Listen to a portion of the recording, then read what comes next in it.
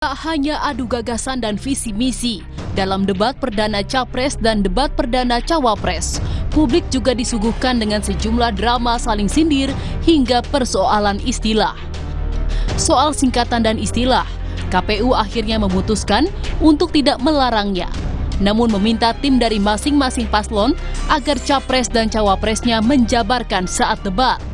Jika terlewat, maka moderator akan berperan meminta peserta debat menjelaskannya tanpa mengurangi waktu peserta debat. Jadi antisipasinya gini, dua hal kan layernya. Yang pertama itu tentu mau tidak mau tugasnya LU dari paslon untuk briefing kepada Capres ataupun Cawapres pada saat pelaksanaan debat agar singkatan itu bisa dipanjangkan.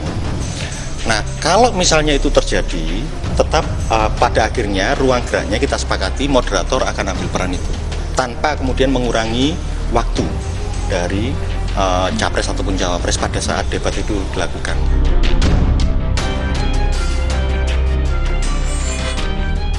Awal tahun 2024, tepatnya 7 Januari, publik masih akan disuguhkan dengan adu gagasan masing-masing capres dalam debat ketiga dengan tema pertahanan, keamanan, hubungan internasional, dan geopolitik. Lalu debat keempat yaitu debat antar cawapres pada 21 Januari 2024 dan debat terakhir atau debat kelima yaitu debat capres pada 4 Februari 2024. Publik tentu menanti adu gagasan dan visi misi, bukan gimmick dan saling sindir, agar publik semakin yakin siapa yang dipilih pada 14 Februari 2024 nanti. Tim Liputan Kompas TV.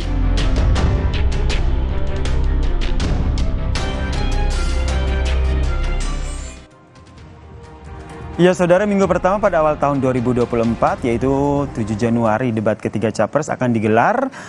Lebih menonjolkan visi misi masing-masing paslon atau akan seperti apa nih debatnya nanti? Kita bahas bersama dengan analis komunikasi politik dari Universitas Padjadjaran, Mas Kunto Adiwibowo yang telah bergabung bersama kami di Kompas Malam. Salam sehat Mas Adi. Selamat malam, salam sehat. Mas Adi, kalau kita lihat kan debat sebelumnya itu kan yang menjadi perbincangan publik itu akhirnya yang pertama saling sindir. Kemudian kan yang debat kedua penggunaan singkatan asing begitu. Nah, menurut Mas Adi sendiri nih sebagai analis komunikasi politik untuk debat ketiga nih mengarahnya akan seperti apa? Iya Mas, saya sih berharap dalam debat ketiga nanti calon presiden masing-masing akan lebih fokus pada penjabaran gagasan, lalu kemudian saling memeriksa gagasan satu sama lain, sehingga kita yang jadi pemilih ini jadi lebih tahu sebenarnya apa sih gagasannya, lalu kemudian idenya apa, programnya apa yang akan diperbuat dalam 5 tahun ke depan. Jadi sebenarnya ini kan yang kita inginkan dalam debat. Namun tanpa menutup kemungkinan bahwa debat yang di televisi itu kebanyakan juga performance kan Mas akhirnya. Ini kan masalah bagaimana capres, masing-masing capres itu kemudian ingin menunjukkan dirinya lah yang terbaik. Baik itu melalui retorika, baik itu melalui gestur, baik itu melalui beragam alat yang mereka sudah siapkan ya. Baik itu gestur, nonverbal, verbal, dan segala macam.